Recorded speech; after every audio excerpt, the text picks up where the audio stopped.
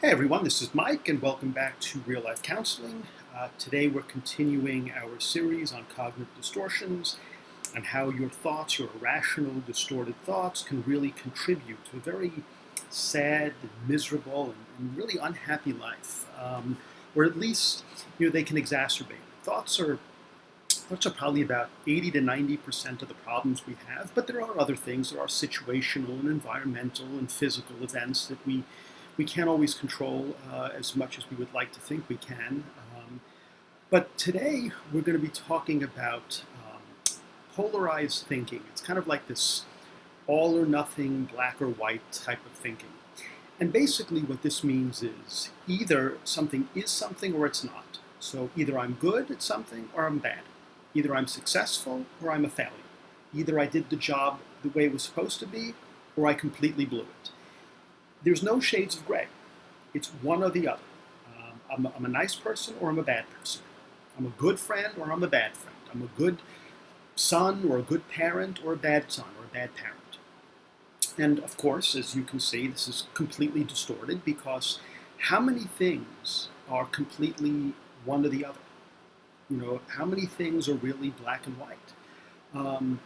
The interesting thing is that it is so hard to be perfect that this is a recipe for setting yourself up for failure.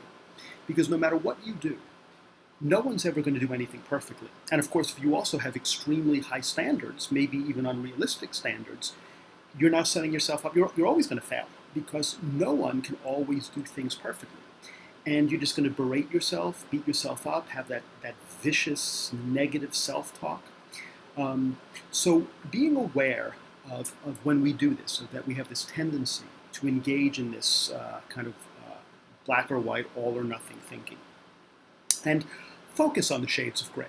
That's the way you deal with it. You first, again, as with all these others, you're just aware of it. You're aware of when you're doing it. Maybe you write them down. You say, oh, today, these are the thoughts that I had in my head, and yep, it's black and white thinking, or some of the others that we talked about. It was emotional reasoning. Oh, I was engaging in some mind reading.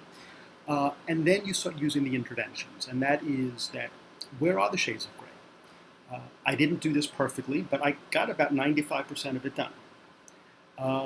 Maybe you didn't. Maybe you only got 50%, and then this is a time to examine why.